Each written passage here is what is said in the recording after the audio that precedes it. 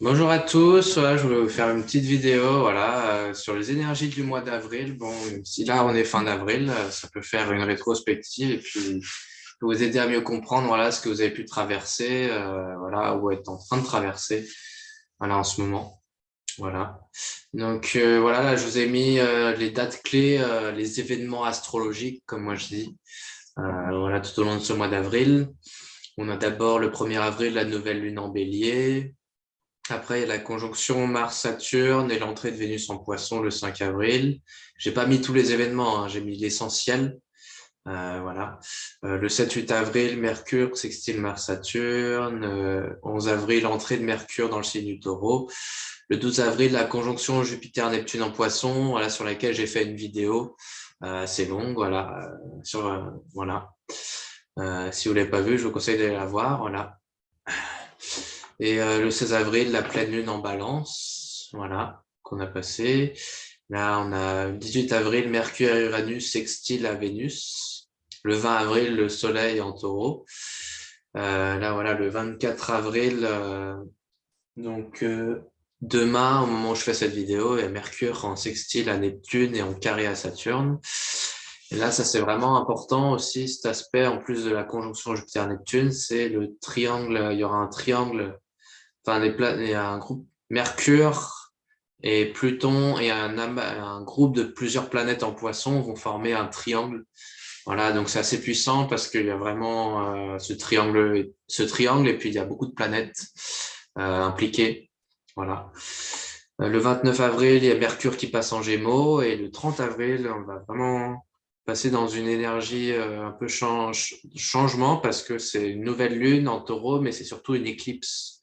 Voilà, la première éclipse. Après, il y aura une autre éclipse le 16 mai. Et faudra attendre 5 mois et demi avant d'avoir de nouveau un cycle d'éclipse. Voilà. Donc, du coup, j'ai découpé là en 5 parties. Cette vidéo là, tout simplement. D'abord 4 parties pour découper en 4 le mois en fait, justement en lien avec les phases de la lune.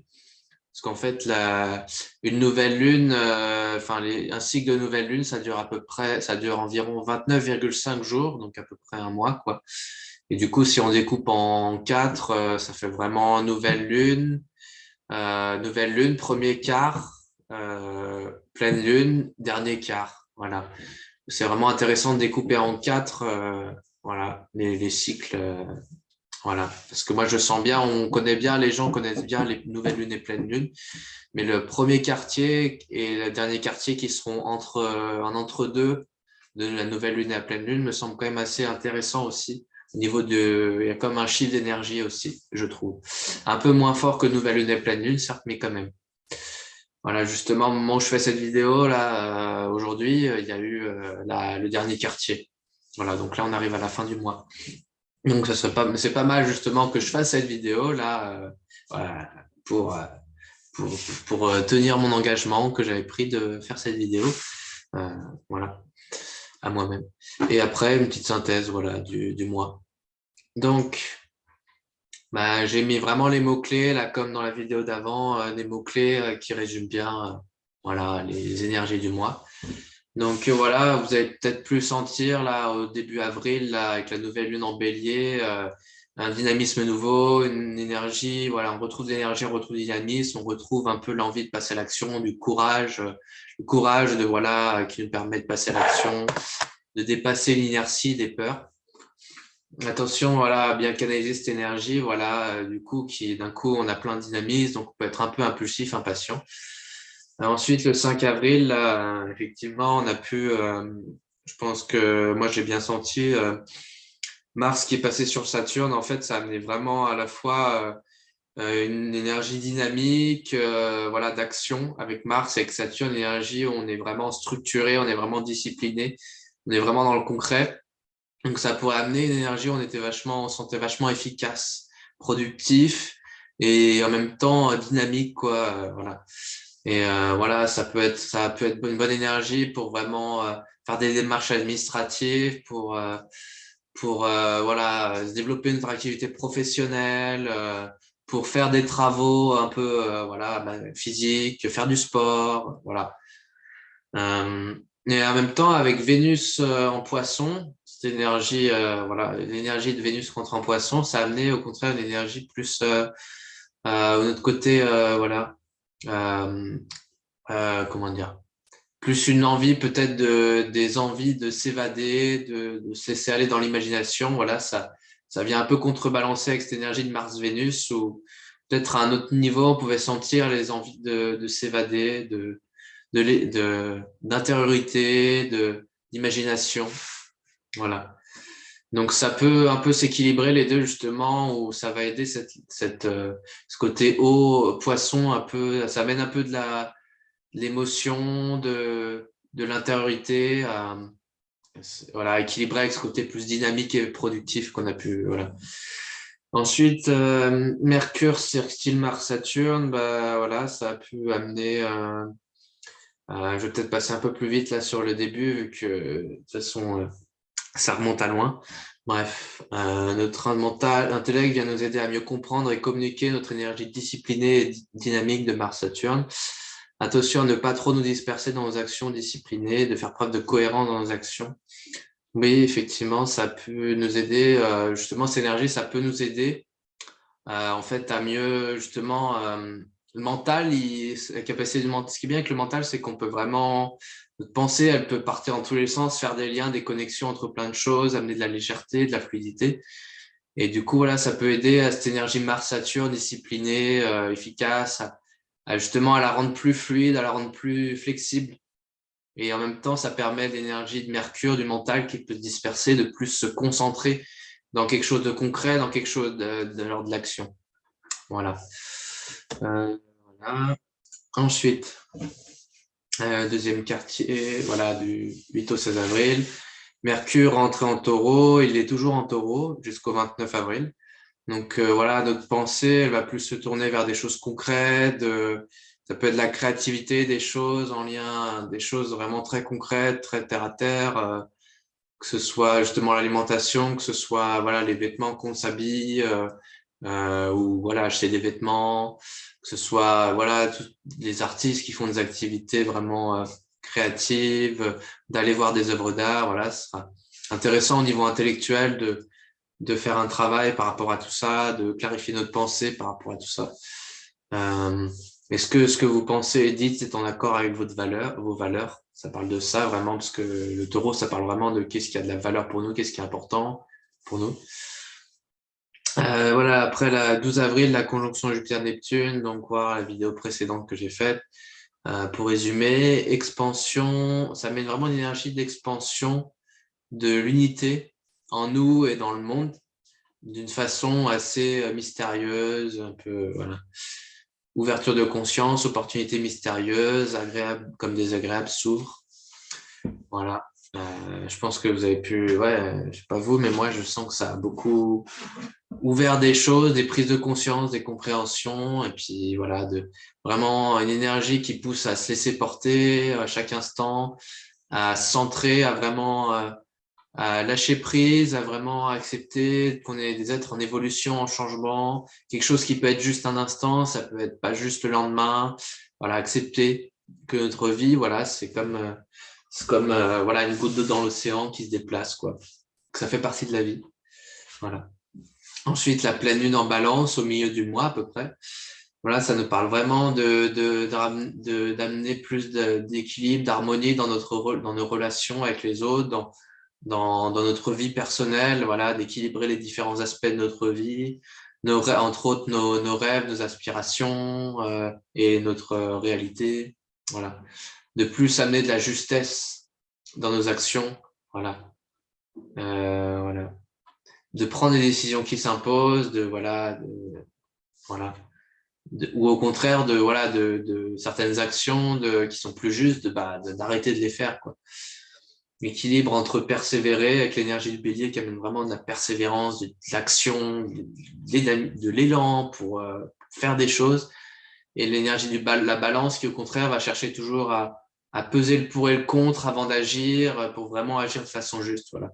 Ça permet vraiment cet axe bélier-balance, il permet vraiment, là, voilà, justement, il permet vraiment d'équilibrer action et, euh, et vraiment prise de recul pour vraiment sentir ce qui est juste, quoi. Du coup, vraiment d'agir de façon juste, quoi. Ouais, voilà. Ensuite, voilà, 18, la pleine lune au dernier quartier, on n'a pas trop de choses qui bougent. Le Mercure et Uranus sextile Vénus, voilà, où le Mercure, en passant sur Uranus, bah, il se sent beaucoup plus inspiré, il peut y avoir vraiment des nouvelles idées, des visions, des surprises, mais aussi beaucoup d'instabilité, ça peut être aussi, attention, avec Uranus, il y a beaucoup des changements, des surprises, des bouleversements au niveau de notre façon de penser, notre communication, donc attention à bien gérer cette énergie. Mais vu que ça sera en sextile avec Vénus, bah, Vénus, c'est les élans du cœur, les envies, bah, vraiment ces pensées inspirées, là, ces pensées un peu plus libres avec Uranus, et ben, elle peut vraiment s'harmoniser avec vraiment, voilà, mieux nos élans du cœur, nos envies, vraiment voilà, on a une nouvelle façon de penser qui va s'harmoniser mieux avec qu'est-ce que j'aime, qu'est-ce que j'ai envie, quoi. Voilà. Ensuite, le soleil en taureau, voilà, du 20 avril à peu près jusqu'au 19 mai. Ça dure un mois, de toute façon, les passages du soleil dans les signes. Voilà, avec le signe du taureau, c'est le signe du cœur du printemps. Voilà. Le signe du taureau, il peut nous apporter vraiment une douceur, une paix, vraiment, intérieure, parce qu'on est vraiment ça nous amène dans une posture avec le taureau où vraiment on prend plaisir d'apprécier ce qu'on vit dans l'instant, ce qu'on ressent dans notre corps, le plaisir de manger, le plaisir, voilà, des choses simples et concrètes, manger, dormir, regarder un bon film, passer du bon moment avec nos amis, écouter les oiseaux chanter. Le taureau, ça nous parle vraiment de la vie, là, voilà, au cœur du printemps, qui s'épanouit et waouh, c'est chouette, quoi. On profite de la vie, on aime la vie. Voilà. Donc, voilà. Un moment pour vraiment célébrer la vie, apprécier les choses comme elles sont, voilà, et ne pas chercher plus que ce qui est là, parce que c'est suffisant. Un temps pour davantage être authentique, voilà, vraiment être honnête avec nous-mêmes, avec les autres, notre façon de penser, est-ce que voilà, dans notre façon d'agir, est-ce que c'est en accord avec nos valeurs, voilà, d'avoir une démarche plus éthique dans notre vie de façon générale, chacun, voilà, dans un plan ou un autre, que ce soit dans ses relations, que ce soit dans son alimentation, que ce soit voilà.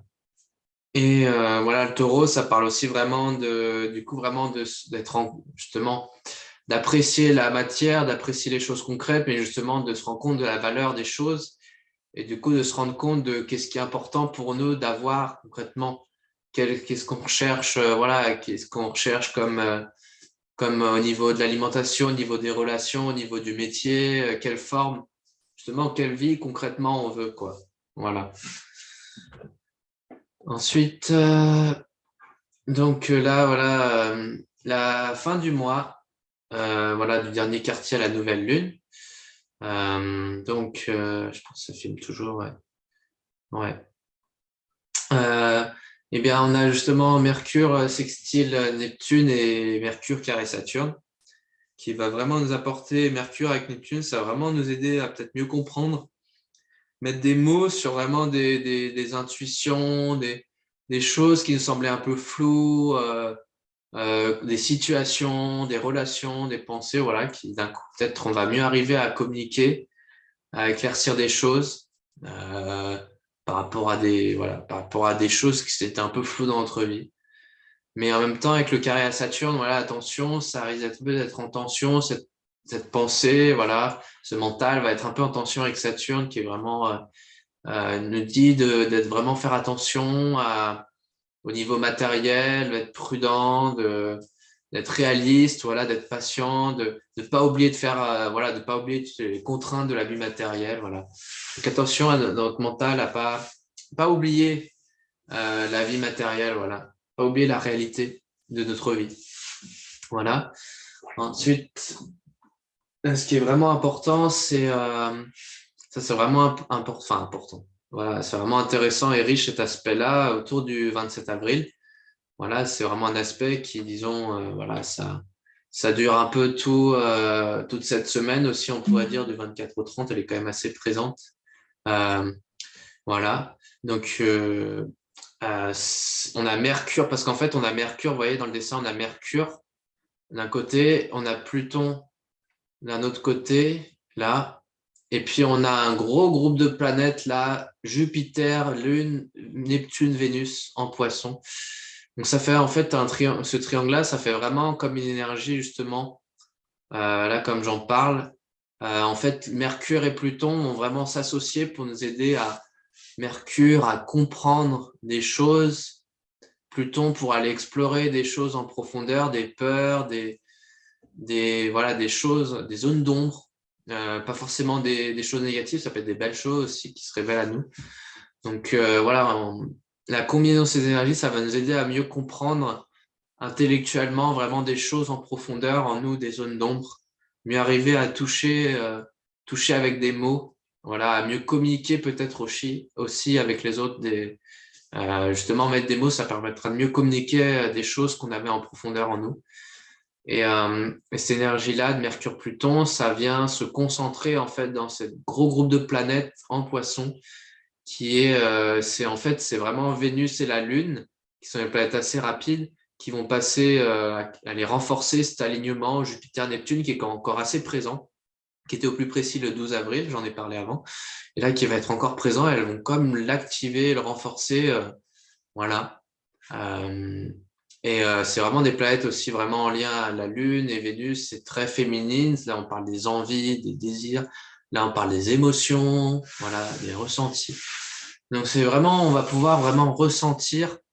Justement, ça va amener beaucoup avec toutes ces énergies en Poisson, Neptune, aussi une énergie assez émotionnelle, intuitive. Et voilà. Ça va vraiment amener beaucoup de belles choses qui vont s'ouvrir.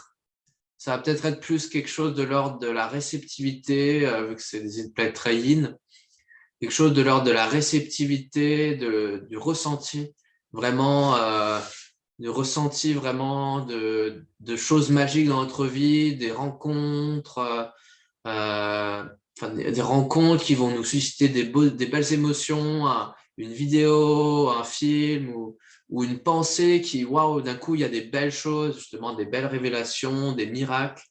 Voilà, ça pourrait être justement plus intérieur ou extérieur, quoi. Cette énergie magique qui va vraiment ouvrir des choses, qui va vraiment amener, voilà, amener de belles choses. Ça peut être, enfin, c'est dans l'aspect positif, ça peut aussi amener effectivement. On est quand même dans des planètes, la Vénus, Neptune, tout ça, qui sont assez bien en harmonie avec le signe des Poissons aussi. Donc, on parle plutôt quand même de réceptivité, de belles choses. Mais ça peut être aussi vraiment des choses qui se libèrent, des choses qui se débloquent. Et du coup, ça peut être un peu inconfortable où il y a des émotions, où il y a des peurs, où il y a des schémas passés vraiment qui se révèlent à nous, mais que vraiment là, je pense on nous permet vraiment justement avec Mercure-Pluton de mieux comprendre en profondeur des schémas passés, de mieux les libérer pour ouvrir autre chose, quoi. C'est justement ce que disait un ami là dont je viens de voir la vidéo qui parlait des énergies là de la semaine donc de cette semaine-là du la semaine du lundi 25 avril au 1er mai, bref. Et ça ressemble bien à ce qu'il disait lui. Voilà. Euh, voilà. Ensuite, pour terminer le mois, on a Mercure en Gémeaux, Mercure qui va entrer dans le signe des Gémeaux. Et vu que c'est vraiment, il est à l'aise dans le signe des Gémeaux, Mercure, parce que c'est le maître des Gémeaux, comme on dit en astrologie. Chaque planète est plus ou moins est en résonance, plus particulièrement avec un ou deux signes. Mercure est vraiment en résonance avec le Gémeaux, parce que ça parle vraiment, le Gémeaux et Mercure, de légèreté, de curiosité, d'ouverture, de papillonner, voilà, voilà, de s'intéresser à plein de choses, voilà. Donc, ça va amener ça, Mercure en Gémeaux. Ensuite, vraiment pour clôturer le mois, on a une deuxième nouvelle lune. Donc au début du mois, on avait une nouvelle lune en Bélier, le 1er avril, et là, le 30 avril, on a une nouvelle lune en Taureau, qui est en plus une éclipse de lune, donc important parce que voilà, il y a tous les 5 mois et demi, on a 2 ou 3 éclipses de suite. Voilà, une nouvelle lune, une pleine lune. voilà, dans une nouvelle lune et une pleine lune ou deux nouvelles lunes. Et, enfin voilà, c'est sur 15 jours, un mois. On a un cycle d'éclipses. Et voilà, là, c'est une première éclipse le 30 avril, on en aura une deuxième le 16 mai. Et voilà, cette éclipse nouvelle lune en taureau, elle amène vraiment avec l'énergie taureau, un nouvel élan, comme je parlais tout à l'heure pour le soleil en taureau, de paix, d'apprécier la vie, de prendre son temps peut-être plus pour faire les choses, pour bien les apprécier, pas se presser, de pas, de, enfin, mais en même temps d'agir, voilà, de pas, de, voilà, d'être dans le concret, d'être dans la matière, voilà. Euh, mais ça peut être pour des petites choses très simples. C'est pas besoin que ce soit pour des grosses choses. Ça peut être juste dans notre alimentation, dans notre santé, l'activité physique, dans aller voir des amis, aller dans la nature. Voilà. Ça peut être vraiment des choses comme ça. Et là, vu que c'est une éclipse de soleil, c'est vraiment c'est que le soleil, ça veut dire que pendant un temps, son énergie, elle sera éclipsée. Donc, même si en France, par exemple, cette éclipse n'est pas visible, et ben, on pourrait le sentir vraiment énergétiquement. Moi, je le sens en tout cas une baisse de vitalité, de joie de vivre, voilà. Mais c'est pour, en fait, ces éclipses, ça permet vraiment ces éclipses de soleil, ça permet vraiment un temps de régénération, de rechargement de cette énergie solaire, qui est vraiment une énergie justement de vitalité, de joie de vivre, de créativité, de conscience de soi. Ça va nous permettre quelque part de faire une renaissance de cette énergie. Euh, voilà, voilà. Donc, en synthèse, bon, bah, je vais pas, voilà, c'est vraiment un mois, en fait, avril qui est particulièrement riche et tout, c'est pour ça, là, je me suis senti appelé à faire des vidéos. Voilà. Donc, finalement, j'ai fait cette vidéo plus tard que prévu, mais bon, c'est pas grave. Voilà. Et cette vidéo, voilà, ce mois d'avril, voilà, vous voyez, il y a beaucoup d'événements astrologiques quand même importants, l'alignement Jupiter-Neptune, une éclipse, voilà, une grosse concentration de planètes là, à la fin du mois, et beaucoup de choses qui s'ouvrent, beaucoup de choses qui se libèrent, des prises de conscience, des nettoyages relationnels. Ça peut bouger beaucoup pour certains. Moi, je viens de déménager, vous voyez, c'est un peu pour ça aussi que là, j'avais pas trop l'énergie de faire la vidéo. J'ai déménagé, voilà, changé d'appart dans un plus grand. Donc, il peut y avoir vraiment des choses pour les gens qui s'élargissent, qui s'ouvrent, des prises de conscience, peut-être beaucoup de fatigue pour certains. Voilà, parce que justement, il y a beaucoup de choses qui se libèrent, qui s'ouvrent. Voilà. Des changements intérieurs, un besoin peut-être plus de solitude, d'introspection, pour retrouver un équilibre au niveau relationnel, pour changer notre vision de la vie, notre façon d'être, pour peut-être qu'il y a des croyances limitantes qui ressortent, qui se débloquent. Et en même temps, il y a quand même une énergie là, avec une énergie de taureau, plus vers la fin du mois, de légèreté, de douceur, d'apprécier la vie, voilà, il y a beaucoup d'énergie taureau. Et l'énergie dont je parlais avant, de lâcher prise, de prise de conscience, de révélation, de libérer des croyances, des nettoyage émotionnel, c'est vraiment énergie poisson qui est assez forte ce mois-là. Ouais, c'est cette énergie forte là qui amène vraiment de la richesse dans ce mois d'avril, l'énergie poisson, et aussi du coup plus temporairement l'énergie taureau. Voilà, est quand même pas mal présente pour ce mois-ci. Voilà, j'espère que vous aurez aimé cette vidéo, qu'elle vous aura aidé à mieux comprendre des choses. Et je vous souhaite une bonne soirée ou une bonne journée, voilà, quel que soit le moment où vous regardez cette vidéo. Et je vous dis à bientôt les amis. Si j'arrive à arrêter, voilà. Ah, non, c'est pas là.